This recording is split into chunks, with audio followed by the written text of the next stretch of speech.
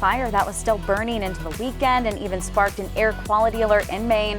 Officials at the Eagle Point Energy Center in Orrington say they believe a lithium-ion battery started the fire on Tuesday. Although fire officials say the cause may never be known due to the extent of the damage, this is just the latest in a series of recent fires where lithium-ion batteries have been highlighted as a potential cause. We are on your side this morning with a lowdown on the batteries and what you can do to stay safe. To do just that, we are joined by EcoMaine's Director of Communications and Public Affairs, Jamie Garvin. Jamie, thank you so much for joining us today. Thank you for having me. Nice to see you both. Well, first of all, what was your reaction to the latest recycling center fire? Sure. Obviously, a lot of concern for the people in that area. Yeah. It's very alarming when you have an incident like that happen, and certainly us in the industry, we feel for the folks at Eagle Point and what they're dealing with right now. We also know that this could happen to any one of us in the industry. Recycling facilities and waste management facilities like ours at EcoMaine are really susceptible to the damages that can be caused by these lithium-ion batteries. More than 5,000 of these types of events happen every year across the country. Yeah, and speaking of that, 5,000 of us, I mean, before last week, we count 7 fires started or linked to lithium-ion batteries in the state. I mean, this is something that's been happening over and over and over again, and so can cause major issues. It sure can, and it's because these batteries have become so pervasive in our everyday devices, right? They're super convenient in terms of being able to recharge quickly and keep us on the go, but they also can cause real harm when they're not disposed of properly. I also think maybe a lot of people don't know what items have a lithium-ion battery in them. Is that right? I think you're exactly right. They're in so many more items than we even think of today. I brought a few of them with me here today. So here is a portable charger for your cell phone if you want to recharge on the go. Jeff, you were saying that you use these hiking all the time. Absolutely. Maybe you're doing some DIY work around the house. We've got a lithium-ion battery from a power tool. This was actually plucked right out of our facility over at EcoMaine. Believe it or not, even your rechargeable toothbrush has a lithium-ion battery in it. So what we really want people to know about is the fact that these are in so many different items, and there are really great ways to get rid of them other than throwing them in your household trash or recycling. Are some worse than others? Like are they all the same? They all can cause the same kind of damage because the flame burns so quickly and so fast and so hot. It's called thermal runaway.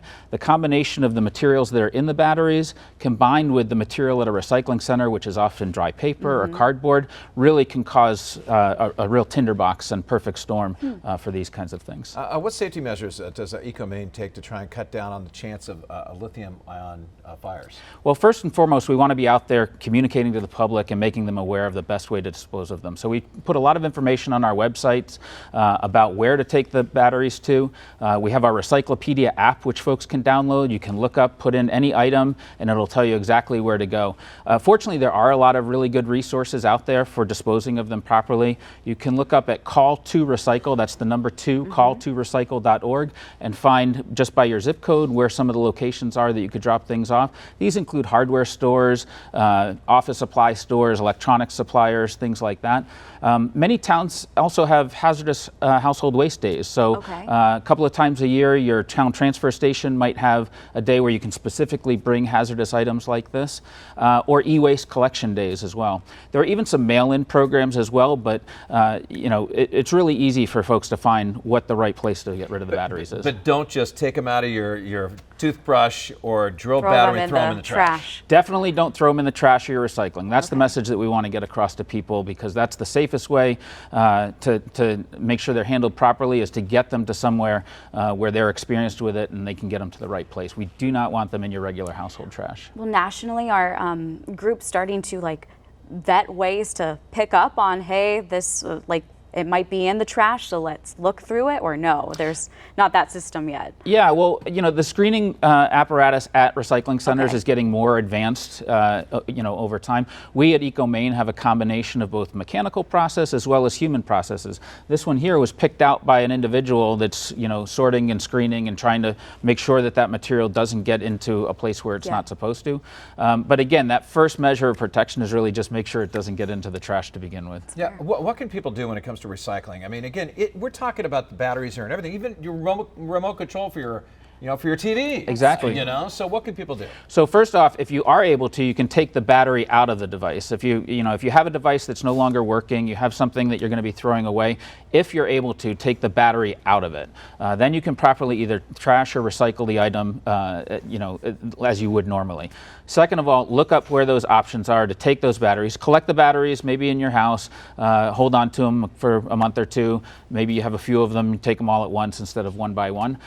Take them to those hardware stores, take them to those places where they have the take-back programs, and they'll be able to dispose of them properly. Gosh, I think about lithium-ion batteries now and everything. It's in a lot of new technology. It sure is. And like I said, it's very convenient for us, but Yeah. also can cause a big risk if not handled properly. And these fires, I mean, they're not easy to put out once it starts. They are not, because of the chemical composition of the material, as well as the material that's at a recycling or waste management facility, right? You're talking about bringing together two things. The perfect storm. Exactly. It's a perfect storm of both the combustible item and the material that can go up very, very quickly and cause a lot of damage. And it's just not the fire causing damage, but also the air we breathe too. Right, and the Maine Department of Environmental Protection is doing some regular monitoring up in Orrington to make sure that if there is any risk to the public, they're communicating that, as well as what to do for those folks up there. But Jamie, anything else you want to say on lithium-ion batteries that we didn't ask you?